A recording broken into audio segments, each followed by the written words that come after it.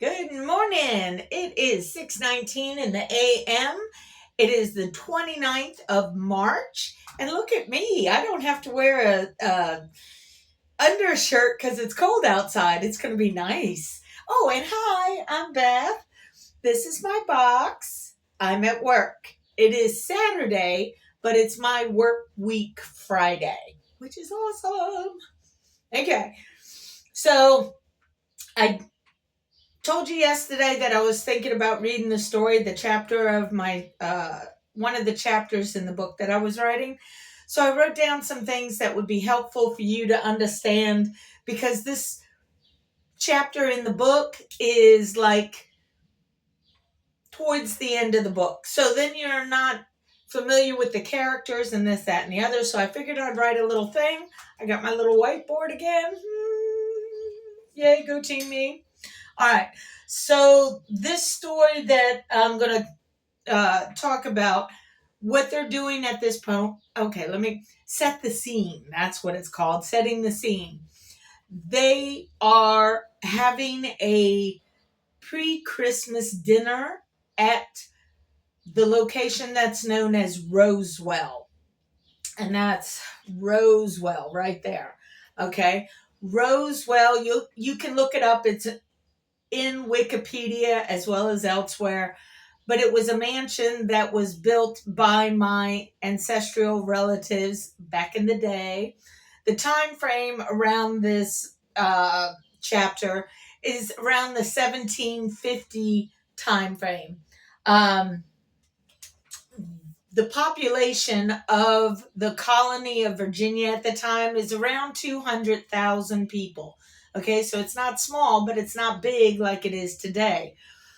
Gloucester, which is where Rosewell is located, had a population about 5 to 10,000 people because a lot of the census records of the times got lost or burned or, life happens, especially back then. This is pre-digital age where you still had to go to an outhouse or have chamber pots to go to the bathroom. You know what I'm saying? So this is before America became America. Anyway, so this happened in Gloucester. This was the reason this dinner was happening in the story is it's kind of made up and it's kind of not, okay? The father Page of the family, Mr. Page, I believe it was Man Page, Mann. I know it sounds weird, but that was honoring the mother's maiden name, which was Man, Mann. Anyway, Mr. Page, where was I going? Oh, it was a thing in colonial Williamsburg to have a celebration around St. John's Day, which was basically December 21st, the solstice. They would have a celebration in Williamsburg, Virginia, where the Masons, because it was highly Masonized back in the day, the Masons would walk down the street in unison to go from like the Capitol to the church or the church to the Capitol. I can't remember which way it was, but they would march up and down the main street in colonial Virginia, Williamsburg, which was known as the Duke of Gloucester Street. Okay? And the Duke of Gloucester Street has its own really cool history behind it, but I'm not going to get a whole lot into it at this moment because I want to focus on the actual story. So if I ever get this done, then you can find out about Gloucester. Or at least Duke of Gloucester Street, which is awesome. So anyway, that's where the story is taking place. It's taking place at Rosewell, which is in Gloucester. Hold on.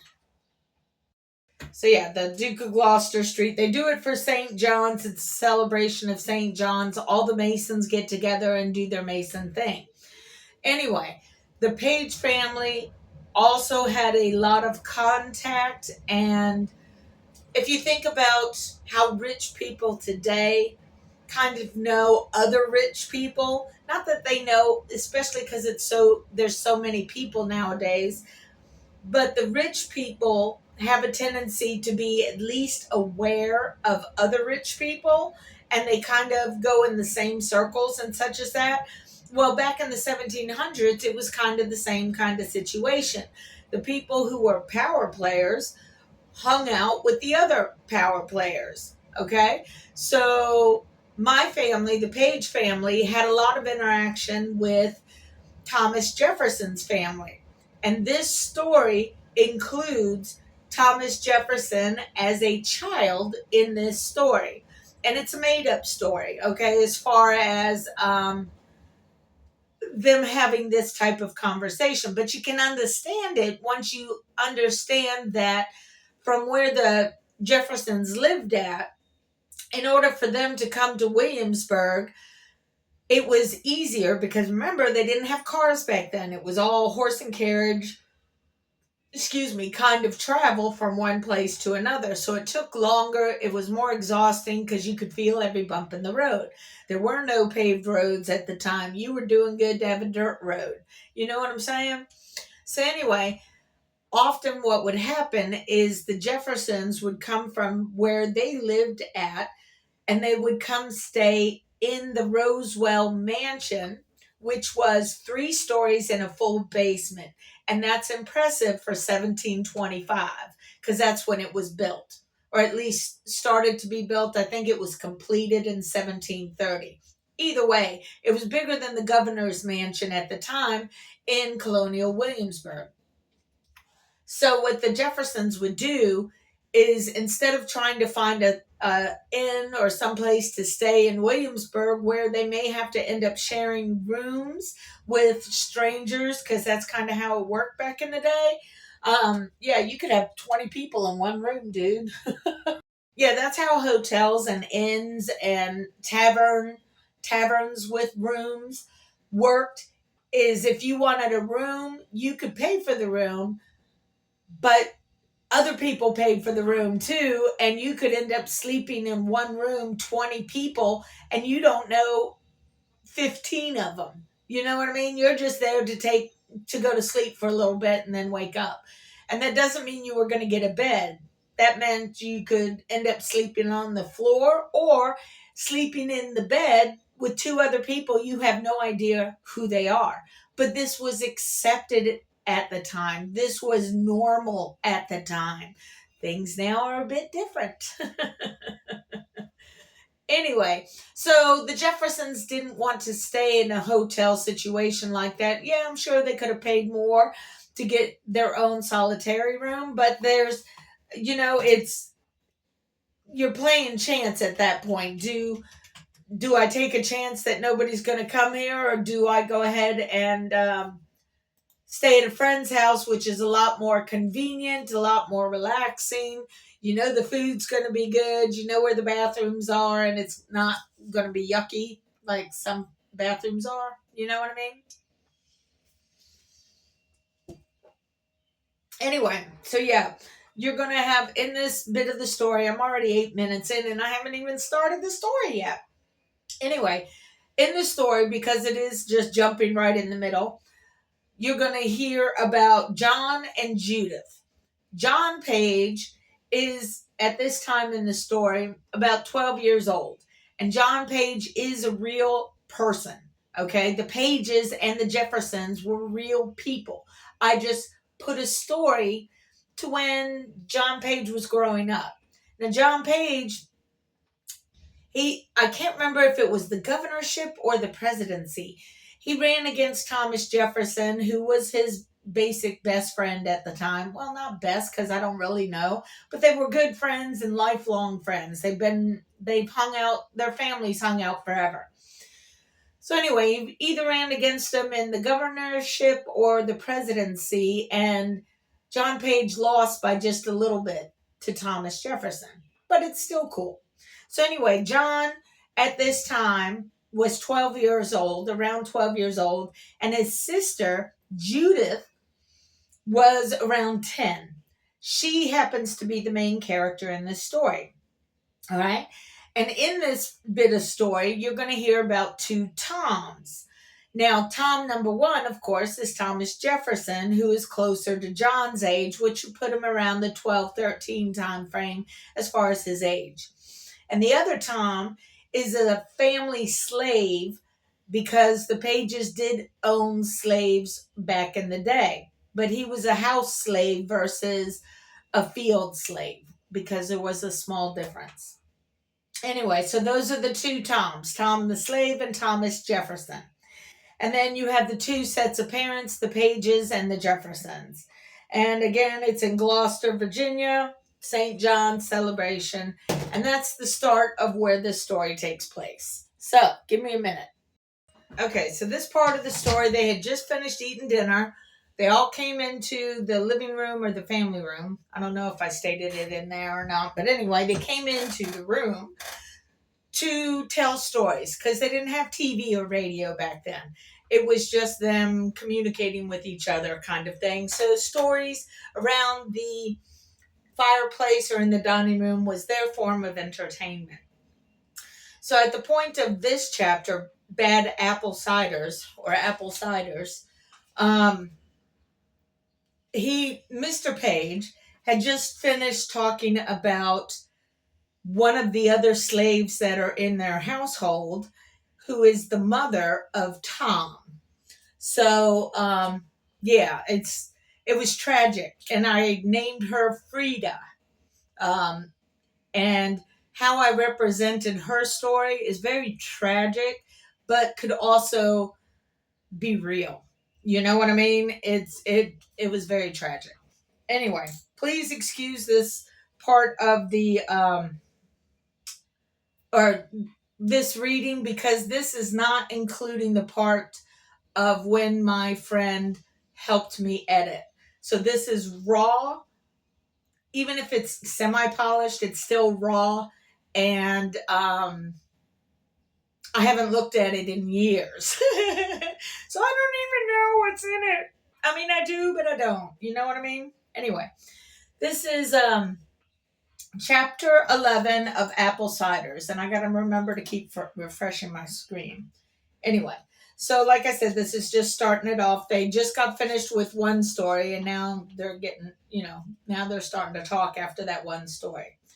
Okay, well, Mr. Page said as he stood up, trying to light. Oh, hold on. Well, Mr. Page said as he stood up, trying to lighten up the atmosphere in the room. How about a different story to amuse our guests? Mr. Page loved being the entertainment host of the evening.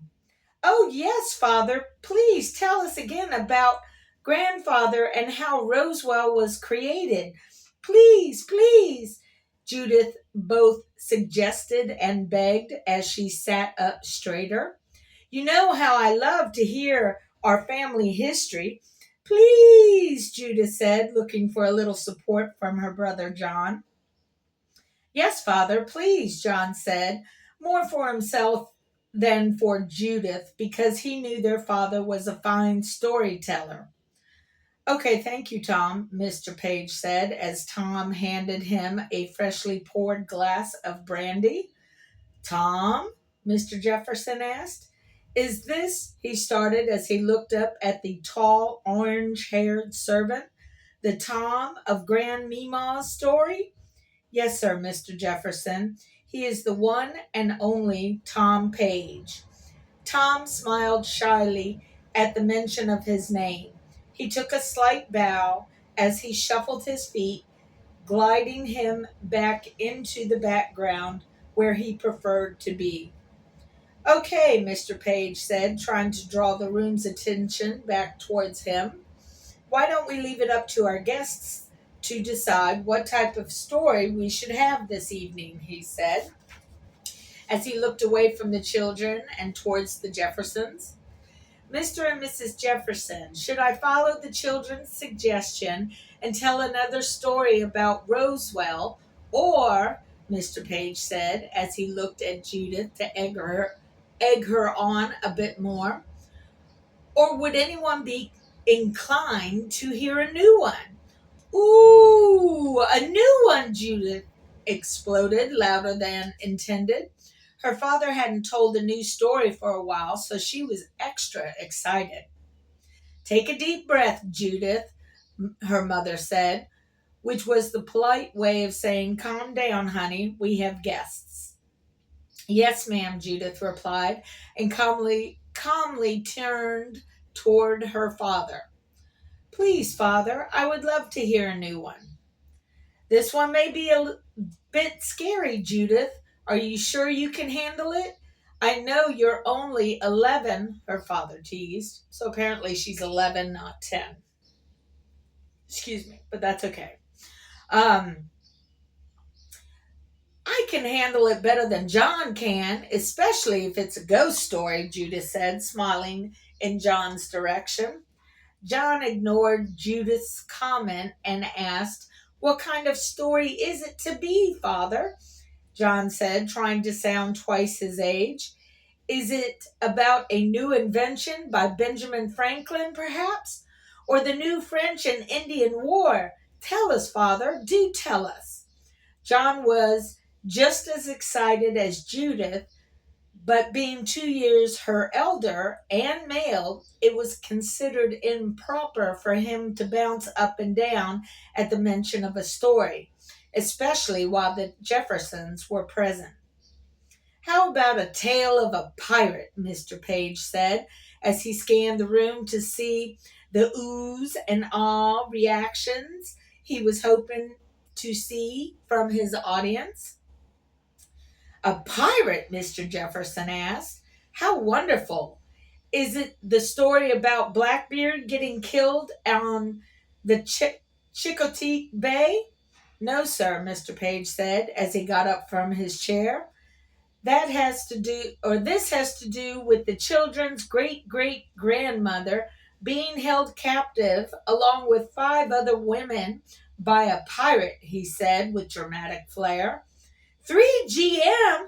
Oh my goodness, Judith squeaked as she placed her hands over her mouth. Fascinating, Father. Please tell us the story, John said, repositioning himself on the couch. Mr. Jefferson looked a little confused as he looked at Judith. Mr. Page assumed he was confused by her 3 GM reference, so he clarified it for him. 3 GM is Judith's way of saying great-great-grandmother. It is a type of shorthand she uses. Clever, a smiling Mr. Jefferson said, nodding his head at Judith. Thank you for clearing that up, Mr. Page. You're welcome, sir. Now, if our guests approve of this line of story, I shall be happy to continue, Mr. Page said, bowing to the Jeffersons and extending his arm in display fashion. Please delight us with your tale, Mr. Jefferson replied. I do love a good story. Someone coming? Dang it. Pleased with the acceptance of the storyline, Mr. Page rubbed his hands together in rapid, excited succession, then looked over at his young audience. Well, children, settle in for a bumpy ride because this pirate was the worst kind of pirate there was. His name was, Mr. Page paused for dramatic effect, Nathaniel Bacon Jr. Again, Mr. Page looked at his audience in swivel fashion to observe their reaction. Come on now, Father, John said with a cynical teenage tone which matched his facial expression. I have studied Bacon's 1676 rebellion in history lessons, and not once did it mention him as a pirate. I have to concur with John, Mr. Page, Tom Jefferson said, surprising Judith because he was so soft-spoken. Ah, dear son, and young Mr. Jefferson, as I am the storyteller who promises to stick to the truth or a close rendition thereof, I shall choose words which gives the best descriptive voice to my story. Upon saying this, Mr. Page went over to one of the bookshelves and pulled down the newest encyclopedia by Dennis Diderot, which he acquired at John Sotheby's auction in London. He opened the book and flipped through some pages as he walked over to the boys and began to read.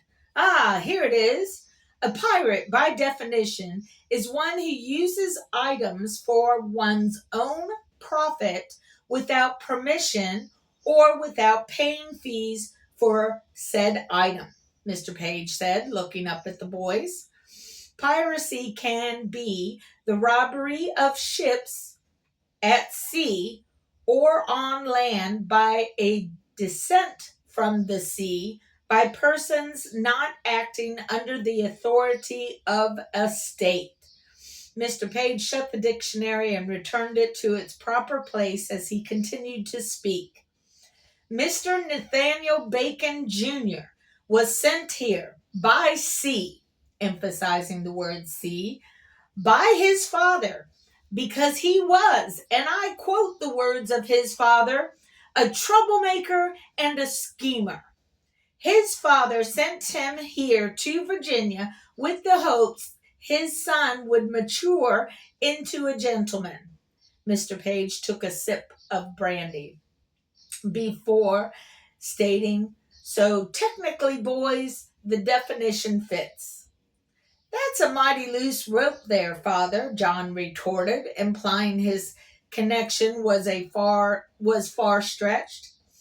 In this beautiful new world, son, you are welcome to draw your own conclusions. But please allow me the opportunity to weave this rope or thread together first before solid conclusions become formed, Mr. Page requested.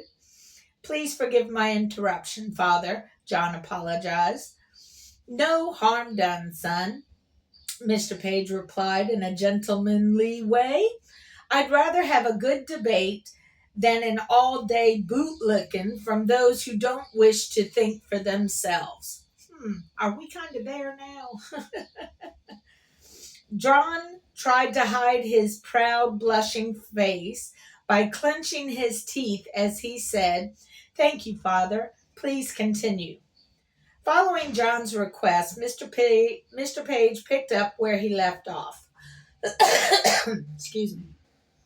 You see, children, a pirate will use anything at their disposal to acquire what they desire, regardless of the impact it causes others. Most often, one hears stories about pirates who choose guns, cannons, or swords as their weapons. But Nathaniel's weapon of choice was far more dangerous, Mr. Page said with a sinister tone, which I did not. What can be more dangerous than a gun or a sword, Father?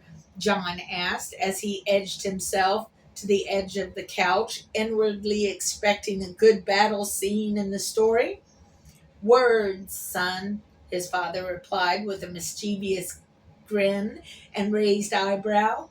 Mr. Jefferson smiled as Mr. Page said this, and Mrs. Jefferson giggled in a ladylike fashion as she restarted her rapid fan work. Words? John repeated with a deflated tone as his buddy Tom looked at Mr. Page with an inquisitive brow. Yes, John, words, Mr. Page said, looking John directly in the eye. It may sound simple, he continued as he began to circle the room, but words in the hand of the devil can make a person sell their soul, and words from an educated pirate can convince people there is justice in their cause. The most skilled pirates use their words of choice on the educated and non-educated alike. Nathaniel did just that, with flair, Mr. Page said, displaying a bit of flair himself by waving his arms in a semicircle in front of him. Hold on. Oh, no, it's just Rod doing Rod things. All right, I'm going to stop at this point, and then I'm going to do a part 2 for the finish up, okay? All right, peace. Peace.